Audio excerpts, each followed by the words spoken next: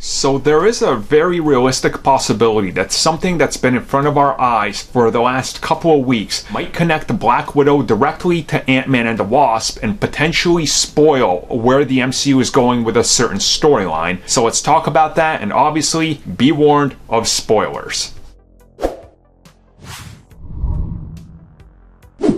So recently, toys for Black Widow have been hitting the market. Of course, there's images out there, there's Lego sets, there's various things. And it just so happens that multiple toys feature a small little red vial. Now, this red vial is what's at the center of questioning what is going on, because many people want to believe that this could possibly be Pym particles. Pym particles, which of course are used for shrinking or growing by Hank Pym and of course his entire squad, including Ant-Man and Wasp. Last time we saw Pym particles was of course Avengers Endgame, but there were some, let's say, shady operations that happened in Ant-Man and the Wasp that had the character Sonny Birch escape with some stuff. Technology. And of course, if you go all the way to Ant-Man 1, there's still leftover threads from that film that haven't been solved. Now, people are inclined to believe that this is in fact going to be revealed to be Pym particles, and that's part of the mission that Natasha is on, and that somehow they're using these to try to manipulate something, which could bridge the gap towards what the future of the MCU is going towards, which would be the Thunderbolts uniting, maybe using Pym particles,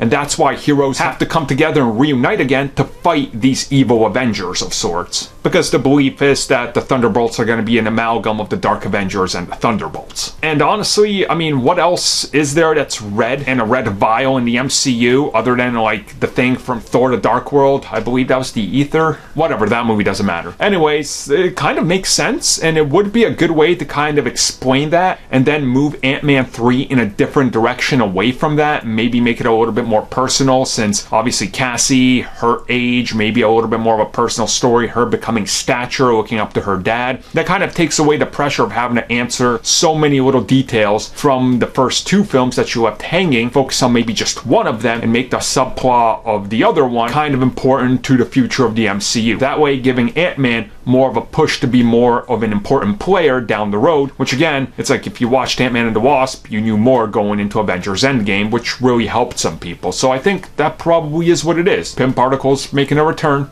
again.